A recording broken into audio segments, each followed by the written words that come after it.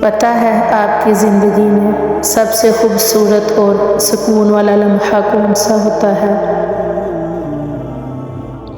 وہ لمحہ جب آپ سجدہ کرتے ہیں، اور سجدہ وہ لمحہ ہے جب خدا اور بندے کے درمیان کوئی تیسرا نہیں ہوتا،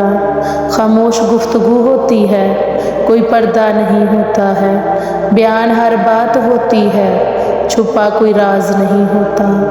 وہ سمجھ لیتا ہے بن کہیں ہر بات، اس کی طرف سے وضاحتوں کا سوال نہیں ہوتا، وہ دل ایسے جوڑ دیتا ہے کہ پھر زندگی میں کوئی ملال نہیں ہوتا، اس کی محبت ایسا سکون دیتی ہے کہ پھر دل کبھی بے قرار نہیں ہوتا۔ میں نے سب کو آزمایا ہے، اس سے بہتر کوئی یار نہیں ہوتا، وقت نے سکھایا ہے، اس سے زیادہ کوئی وفادار نہیں ہوتا، یہ ایسا تعلق ہے جس میں کوئی لمحہ دشوار نہیں ہوتا، یہ ایسا تعلق ہے جس میں کوئی لمحہ دشوار نہیں ہوتا، اسی لیے خدا اور بندے کی محبت کو کبھی زوال نہیں ہوتا۔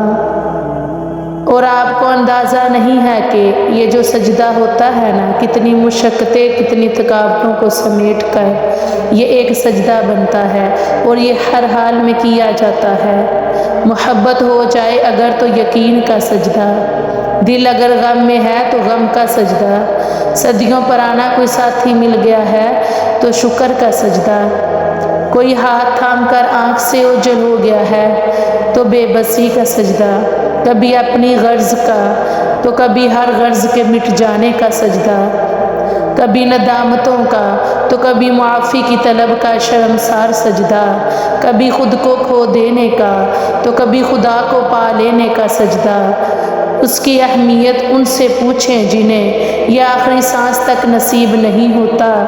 آپ خوش قسمت ہیں کہ آپ کو ملا ہے، آپ خوش قسمت ہیں کہ آپ کو ملا ہے،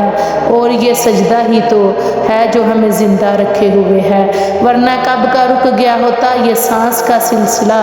اور کس کو سناتے پھر اپنا حال دل کہ کس کی آغوش میں تڑپ کر چھپتے ہم، اور اسی لیے چاہیے کچھ بھی ہو جائے آپ سجدہ کرنا کبھی مت بھولیے گا۔